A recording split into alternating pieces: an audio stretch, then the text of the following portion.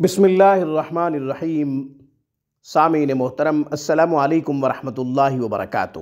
آج ہم نوکری کے حصول کے لیے، ملازمت حاصل کرنے کے لیے، اچھے روزگار کے لیے، بہترین روزگار کے لیے خوبصورت قرآنی وظیفہ آپ کی خدمت میں پیش کرنے کی سعادت حاصل کر رہے ہیں۔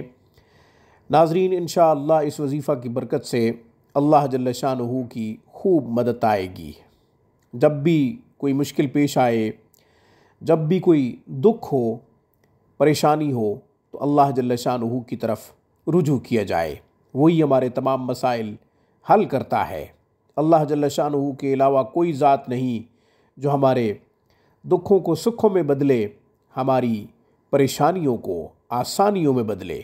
ناظرین، یہ عمل بہت ہی خوبصورت ہے۔ انشاءاللہ اس کو جب آپ کریں گے تو آپ کو اچھا عہدہ ملے گا، بہترین نوکری ملے گی۔ روزگار کے حصول کے لیے اس وظیفہ کو تب تک جاری رکھیں جب تک آپ کا مقصد پورا نہ ہو۔ ناظرین، سورہ بنی اسرائیل کی آخری آیت مبارکہ کا انتخاب کیا ہے۔ اس کو 13 مرتبہ روزانہ کی بنیاد پہ اس طرح پڑھیں کہ اول آخر 3 دفعہ درود شریف پڑھیں۔ وقت مقرر کر لیں۔ بعد نماز عشاء پڑھنا ہے، مغرب کے بعد پڑھنا ہے، عصر کے بعد پڑھنا ہے، فجر یا ظہر کے بعد پڑھنا ہے۔ ایک وقت رکھیں پڑھنے کے لیے۔ وقت کی تعیین بہت ضروری ہے۔ اس وظیفہ کے ساتھ وقت کی تعیین مشروط ہے۔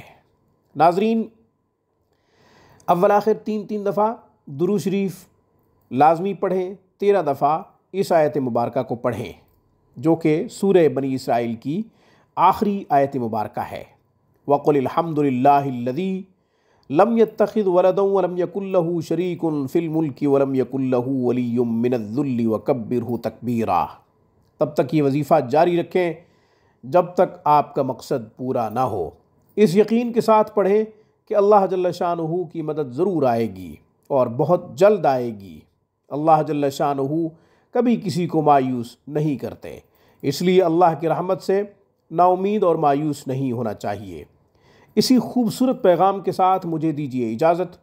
اقول قولی ھذا واستغفر اللہ وآخر دعوانا ان الحمد للہ رب العالمین۔